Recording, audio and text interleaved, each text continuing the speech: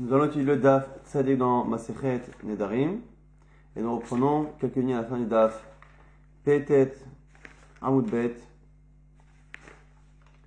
Ha'u Gavra de Itzar Aniata de Al-Ma'ale.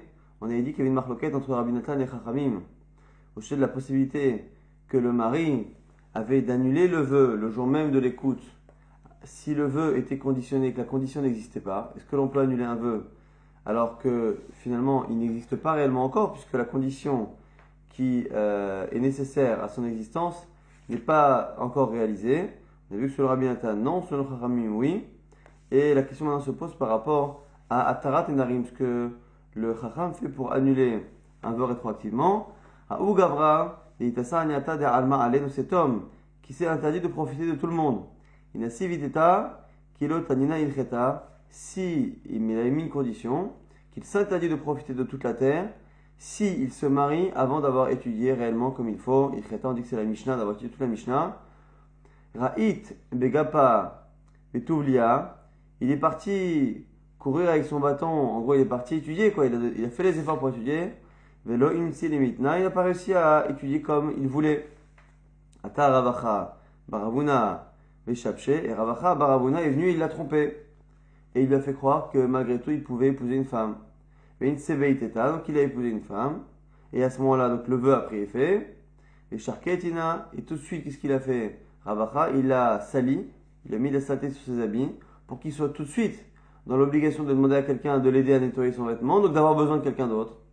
Il a tiré caméra prise là, pour que tout de suite il aille demander la tara au chacham. Ce que l'on voit ici, c'est que ici Ravacha, Baravuna, a tout préparé pour que le vœu prenne effet. Donc il lui a demandé de se marier, il a fait croire qu'il pouvait se marier, pour que la condition se réalise, pour que le vœu prenne effet, et pour qu'après il ait envie de faire Atara et qu'il annule. Là on voit, qu'on ne peut pas justement annuler le vœu, le chacham en tout cas, tant qu'à la base le vœu, la condition ne s'est pas réalisée, que le vœu donc n'existe pas réellement. Amar Rava, donc Rava nous dit, Mantraki le Mavaki a milta. Ilav, Ravuna. Qui est assez malin, assez intelligent pour faire cela, si ce n'est Ravachaba Ravuna? Des Gavaraba ou quelqu'un de très chacham, très grand, des casseurs qui pensent, et Cheikhi des pligués Rabanan, des Rabinatan Bafara, Achinami, pligué Beshela. Ils pensent que la même marque que l'on avait entre Rabinatan et Chachamim dans la Afara, dans la possibilité que le mari a d'annuler un vœu dans la journée, eh bien existe aussi dans Sheela, dans la capacité qu'un Chacham a d'annuler rétroactivement un vœu. Ça, c'est l'avis que Rava a. Il pense que donc la marloquette Rabbi Natan et Chachamim existe pareillement dans Atara. Rav Papi n'est pas d'accord avec Rav Papi Amar. Marloquette Bafara. Rabbi Natan Sava, en Baal Meifer, il a imken Hal Neder, Tirtiv, Vehafra Levana. Il dit non, la marloquette n'existe que dans Afara. Pourquoi est-ce qu'il y a un passage dans les Sharia qui ne parle pas a priori de Nedarim, mais sur lequel on fait une dracha? Vehafra Levana, c'est plutôt une asmarta, c'est-à-dire un semblant de déduction, mais qui réellement ne correspond pas au sens du texte. Vehavra halevana, et bien ici c'est comme si on disait Vehafara, la hafara donc l'annulation, hal bana ou bama, que quand est-ce qu'il y a la hafara l'annulation? Quand hal bama, quand quelque chose qui est considéré comme une bama, on dit lorsque, c'est Rabbi Natan qui le dit d'ailleurs, que lorsque on fait un éder, c'est comme si on construisait un hôtel en dehors du Beth Amikdash. Hal bama, la hafara, l'annulation n'existe que lorsque cet hôtel, ce neder, eh bien il est déjà hal, il existe vraiment, il a déjà été fait. Et Rabbanan, c'est vrai, Rabbanan dit non, Baal Meifer, Apalpi, Shelo hal neder, directive, Meifer marchavot arumim, et Chachamim, eux pensent qu'on s'appuie sur un autre verset, où il y a marqué Meifer marchavot arumim, qu'il annule, il annule les marchavot, les pensées des arumim, des gens un peu qui sont malins ou qui cherchent une manière de tromper. Et bien ici on parle là-bas de Afara alors qu'on parle de Marchavot, on parle de pensée. Donc ici une marque entre Rabbi Natan et Chachamim qui apparemment a l'air de s'appuyer sur des versets, même si réellement ce ne sont que des asmartot. Mais quelle est l'idée principale ici de Rav Papi? C'est que contrairement à Rava, il pense que la marque n'existe que dans Afara. Aval Bish est là, mais par rapport au fait de demander à un Chacham d'annuler le vœu, dirait à Kol et Chacham Batir Kloum, et la Imkin Hal Neder. Et par contre tout le monde est d'accord qu'on ne peut pas annuler tant que le neder n'existe pas. Yertiv, lo yahel devaro. Donc ici, il faut que réellement, la Torah dit qu'il ne peut pas annuler sa parole à lui, mais il peut annuler la parole d'un autre, le chacham, mais il faut que la chose soit déjà existante. Donc ici, si on résume, on a une marloquet Rava et Rav Papi. Est-ce que la marloquet Rabbi Natan et Chachamim, savoir est-ce que le vœu doit déjà exister, est-ce que la condition doit s'être réalisée pour qu'on puisse l'annuler? Autant dans la Fara, il y a une marloquet. Selon Rava, elle existe aussi dans la Tara que le Chacham fait. Selon Rav Papi, elle n'existe pas. Dans tous les cas, pour le Chacham, il faudra que la condition se soit réalisée. Et l'Agma va essayer d'apporter des preuves à Rav Papi. Lema, Misayale. Peut-être qu'on a une preuve comme Rav Papi, c'est d'une braïta. Konam sheni neene les ploni, ou le mishesh al alav. Quelqu'un fait le neder, de ne pas profiter d'une personne, et il dit, et si quelqu'un, un chacham m'annule mon vœu, je fais le neder de ne pas justement profiter de ce chacham qui m'aura annulé. Et au final, qu'est-ce qu'on nous dit? Nish'ala la rishon, v'acharka nish'ala sheni. D'abord, il annule le premier, après il annule le deuxième.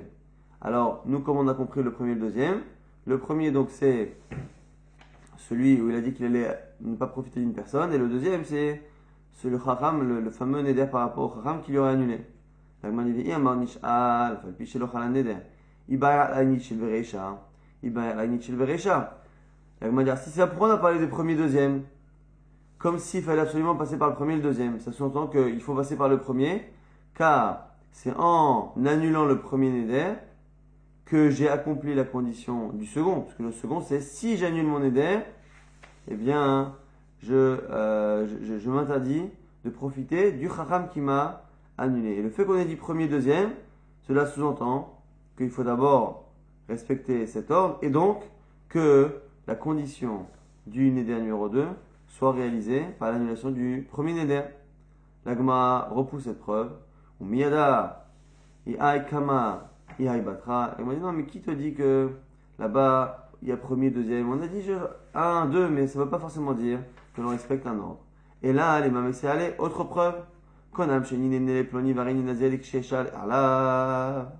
Quelqu'un fait un neder de ne pas profiter d'une personne. Il dit, et si j'annule ce neder, je deviendrai nazir. Donc, premier neder qui prend effet tout de suite, le second qui ne prend effet que s'il annule le premier, qui est un neder du nazir. Nish'al al nidro, v'acharkar, nish'al al nizro. Et encore une fois, on nous dit, il annule d'abord le neder, et après, la nésiroute. Et là, ici, on ne dit pas 1, 2, premier, deuxième. On dit clairement, il annule le neder, et après, il annule la nésiroute, ce qui ici nous prouve réellement qu'il y a une chronologie. Et là, encore une fois, pourquoi respecter forcément la chronologie? Alors que, selon Rava, donc ça confirme ici l'avis de Rav Papi, qui dit que dès qu'on parle d'Atara du Chacham, de She'ela du Chacham, eh bien, selon tout le monde, il faut absolument que la condition soit réalisée. Et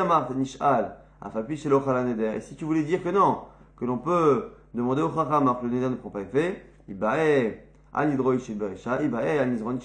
ça on aurait dû indifféremment dire qu'il annule l'un et l'autre, et que pas forcément on respecte l'ordre de d'abord faire le Neder et après la Néziroute.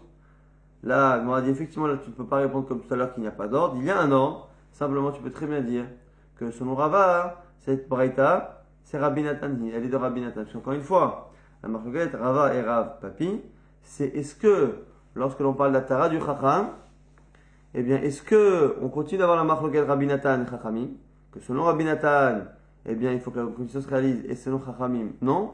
Selon Rav Papi, les deux seraient d'accord ici avec Chachamim, que la condition doit avec Rabbi Natan, que la condition doit se réaliser. Et donc, du coup, on peut très bien dire que, effectivement, cette Braïta, la Stam, a l'air d'aller un peu comme Rav Papi, mais c'est pas une preuve, puisqu'on peut très bien imaginer que c'est l'avis simplement de Rabbi Natan. Amar Ravina, maintenant autre lecture. On a vu que Rav Papi disait qu'il n'y avait pas de marloquette dans la She'ela. Mais pas de marloquette dans quel sens? Pas marloquette, dans le sens où tout le monde est d'accord avec Rabbi Natan. Maintenant on a une autre lecture. Amar Ravina, Amar li Merimar. Merimar m'a dit, Achir Amar Avor Mishpé de Rav Papi. Comme ça m'a dit ton père au nom de Rav Papi. Donc deuxième lecture de Rav Papi. Marloquette Bafara, toujours que la marloquette elle est dans Afara. Aval Bish'ela divrei Akol. Dans la She'ela du Chram, il n'y a pas de marloquette. Divrei Akol, Mefer. Afalpi, Shelo Chalaneda, Diktiv Lo Yachel, Devaro. Et selon Rav Papi, tout le monde serait d'accord que l'on pourrait annuler sans que la condition existe à cause du même pasuk. Lo Yachel Devaro, c'est la parole qui est annulée ou pas, même si réellement cette parole n'a pas encore d'effet à la chik de Neder. Donc ici, On reprend. On a une marloquette, donc Rabbi Nathan Chachamim, dans Afara, dans l'annulation du mari ou du père. On a Rava qui pense que cette marloquette existe dans la She'ela, dans l'annulation que l'on demande à un Chacham de faire, l'annulation rétroactive.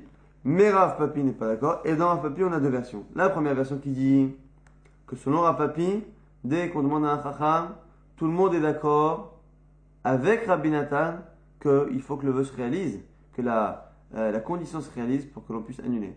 Et maintenant, nouvelle lecture qui dit que selon Rav Papi, dans la Hatarat, tout le monde est d'accord avec Chachamim qu'il n'y a pas besoin que la condition se réalise. Et la Gemara à ce moment-là va commencer à objecter à cette nouvelle lecture de Rav Papi en utilisant justement les fameuses preuves que l'on a apportées tout à l'heure. Tout à l'heure, on a tenté d'apporter deux preuves à Rav Papi. La première, on avait dit il n'y a pas forcément de chronologie. La seconde, on a dit que c'était Rabbi Nathan.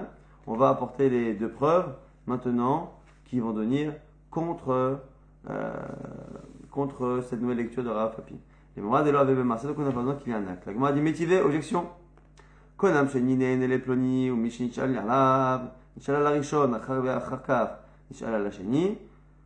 Ama ibae al haynichil veresha, ve ibae al haynichil veresha. La Gemara rapporte la même objection qui tout à l'heure était une preuve pour la première lecture de Rav Papi. On avait apporté une braïta, on dit quelqu'un qui faisait un neder et qui faisait aussi un deuxième neder, que s'il annule le premier, eh bien il fait un neder par rapport au chacham qui aura annulé le premier neder. On a dit il annule le premier et le deuxième. Donc ça a l'air de parler d'une chronologie. S'il y a une chronologie, ça veut dire qu'il faut absolument d'abord annuler le premier pour que cette condition du deuxième neder s'applique et qu'à ce moment-là on puisse annuler le deuxième. Comme s'il fallait que la condition s'applique pour annuler le neder. La Gemara dit non, miyoda et Rishon, ve'eshi, de la même manière que tout à l'heure, lorsqu'on avait vu, on avait apporté ça comme une preuve, on avait repoussé en disant que là-bas, premier, deuxième, c'est pas forcément une chronologie, c'est 1 et 2, A, B, X, Y. Et bien aussi, pareil, on repousse la même réponse, que finalement là-bas, il n'y a pas de chronologie. Par contre, la deuxième objection, qui là-bas, en tant que preuve à la première lecture de Rav Papi, avait été entérinée, et bien maintenant, par rapport à cette nouvelle lecture de Rav Papi, et bien cette source va faire office de question et de problème. Métivé, on objecte. Konam Shenine va Reni Nazir Lisheshal Erlav, celui qui avait fait un neder. Qui avait dit si j'annule ce neder, je deviens Nazir. Et là-bas, on a dit clairement Nish'al al Nidro, Vachaka Nish'al al Nidro. D'abord, il annule son neder et après la Néziroute. Ce qui sous-entend qu'il ne peut pas annuler la Néziroute tant qu'il n'a pas annulé le premier neder parce que la Néziroute était conditionnée au fait qu'il annule le premier neder. Il m'a dit pourquoi Ama il va al Nidro Nishil Vereisha. Eh bien, Nishil Vereisha, pourquoi tu ne laisses pas le faire dans n'importe quel ordre? Et qu'est-ce qu'on avait répondu, nous, dans la première partie de la Gemara? On a dit que c'était une preuve. C'était une preuve. Comme l'un que l'autre, la Gemara avait dit non. C'est peut-être Rabbi Nathan. Si on dit que c'est Rabbi Nathan, ça va encore. Mais là, ici, on dit Tioufta. Pourquoi Tioufta? Parce que ici, selon Rav Papi, il n'y aurait pas de marloquette. Il n'y aurait pas de marloquette. Pas de marloquette. C'est-à-dire que tout le monde devrait penser comme Chachamim, qu'il n'y a pas de chronologie à partir du moment où on fait Atara un Chacham. Autant dans la Fara, on est marqué Rabbi Nathan Chachamim, mais ici, on est censé ne plus en avoir. Si on n'a plus de marloquette, eh bien le simple fait qu'il y ait un avis, eh bien ne peut pas exister. Il ne peut pas y avoir d'avis qui dit qu'il faut d'abord que les conditions s'appliquent. Tioufta, c'est l'objection à la seconde lecture. C'est-à-dire que la Gemara ne retient que deux lectures. Soit la marloquette Rabbi Nathan Chachamim dans la Fara existe dans Atara, soit elle n'existe pas, mais ça veut dire qu'à ce moment-là, tout le monde serait d'accord avec Rabbi Nathan qu'il faut absolument que la condition se réalise avant de pouvoir annuler le vœu. Nouvelle Mishnah. Barishona Yomrim. Au départ, les Chachamim disaient que Shalosh Nashim Yotzot Venotlot Ktuva. 3 femmes qui divorcent automatiquement et qui prennent tout de même leur Ktuva. Ameret Teme Anilecha. La femme qui dit à son mari je te suis interdite à cause d'une relation qui pose problème. On verra dans la suite de quoi on parle. Mais une femme qui dit qu'elle est interdite à son mari, donc il faut divorcer, mais elle n'est pas coupable, donc tout va. Shamaim beni le benecha. La femme qui dit le ciel, il y a le ciel qui témoigne entre toi et moi, c'est-à-dire que elle est en train de dire que le mari techniquement dans la relation n'arrive pas à faire en sorte que cette femme-là puisse tomber enceinte, c'est-à-dire que physiquement la relation peut avoir lieu, mais elle ne se termine pas comme il faut. Et ici c'est une manière allusive de le dire. Et bien cette femme-là aussi, eh bien elle reçoit tout de suite son guet et sa ktuba. Mais celle qui a fait le neder, de s'interdire d'avoir des relations avec tous les juifs, tous les hommes et tous les juifs, et en particulier son mari. Ça, c'était la halakha de base. Chazrou lomar. Chachamim sont revenus sur leur décision. Chez l'ote isha, notenet aineha be'achel umkalkelet al ba'ala, de peur qu'une femme finalement qui aurait eu un faible pour un autre homme, eh bien finalement, eh bien utilise un de ces trois modes, un de ces trois arguments pour justement qu'elle soit interdite à son mari et qu'à ce moment-là, elle obtienne le divorce. Alors, Meret Me'anilecha, c'est-à-dire on a dit celle qui maintenant a dit qu'elle est interdite à son mari, eh bien on lui demande d'apporter des preuves, sinon elle reste mariée. Hashemaï Beni le Benecha, celle qui dit qu'au niveau intimité, son mari n'arrive pas à faire en sorte qu'elle puisse tomber enceinte, il y a un souder Bakasha, on lui demande, elle n'est pas crue, et donc on lui demande gentiment d'arrêter de dire cela. Et lorsqu'elle a fait le neder de ne plus avoir de relation avec les juifs, de manière générale, il a fait les chelko, le mari annule sa partie qui le concerne, et du coup, il peut avoir des relations avec elle, mais elle reste interdite à tous les autres hommes. Donc maintenant on pose une question. Lorsque la femme est une femme de Kohen, et qu'elle a dit, je suis interdite à toi, on a dit à la base, elle est interdite. Elle est interdite. La question c'est est-ce qu'on la divorce ou pas. Mais à la base, elle est interdite. Moi, pose la question à la base, lorsqu'elle était interdite, est-ce qu'elle peut manger de la trouma? Maintenant, on dit qu'elle reste avec son mari parce qu'on ne la croit pas de peur que. Mais au niveau de la trouma, est-ce que si elle est femme de Kohen, on peut lui faire manger de la trouma? Et là, on a ici deux avis. Rav Sheshet Amar Ochelet Shelot Otzila Azal Banea. Rav Sheshet nous dit qu'il faut qu'elle mange de la trouma, de peur que les gens disent que si elle ne mange pas de trouma, ça veut dire qu'elle a trompé son mari. Si elle a trompé son mari, elle n'est plus autorisée à lui, donc les enfants ne sont pas kshérim, de peur que l'on parle mal des enfants. Rava Ama, et Naochelet, et Shadach Lacholin. Rava dit non, pourquoi? Une femme de Kohen peut très bien manger quelque chose qui n'est pas de la trouma, donc elle peut manger, il y a des femmes de Kohanim qui mangent de la trouma, des cholin toute la vie. Elle a qu'à manger des cholin, ça ne se voit pas. Ama Rava, et Rava revient sur le premier avis de Rav Sheshet et dit, au modé Rav Sheshet, shi init armela, shi Naochelet, midihu ta'ama, et là, Mishum Shelot Otzila Zalbanea, nit armela venigarsha, amri ashta, d'Idnesita. Nous dit Rava, même ce qu'a dit Rav Sheshet, que c'est à cause on le fait manger, de peur justement que les gens disent du mal de ses enfants, eh bien c'est tant qu'elle est encore mariée, mais dès qu'il la divorce, ou dès qu'elle est veuve, eh bien on ne craint plus que les gens disent du mal de ses enfants qu'elle a eu dans le passé. Les gens diront, c'est maintenant qu'il s'est passé quelque chose, maintenant qu'elle a eu une relation interdite, enfin qu'il la rend interdite en tout cas à son mari, mais pas avant, et donc du coup, même selon Rav Sheshet, à partir du moment où la personne est divorcée, il n'y a plus de problème. Donc, résume très rapidement ce qu'on a vu dans Daf Marloket, Rabbi Natan et Chachamim, au sujet de la hafara du mari ou du père. Est-ce qu'on a besoin que, si le vœu est conditionné, que la condition se réalise avant de pouvoir l'annuler ou pas? Selon Rabbi Natan, il faut, selon Chachamim, il n'y a pas besoin. Et maintenant, Marloket, Rava et Rafapi, est-ce que cette discussion existe aussi dans la Tara du Chacham, ou est-ce que dans la Tara du Chacham, tout le monde est d'accord qu'il faut absolument que la condition se réalise?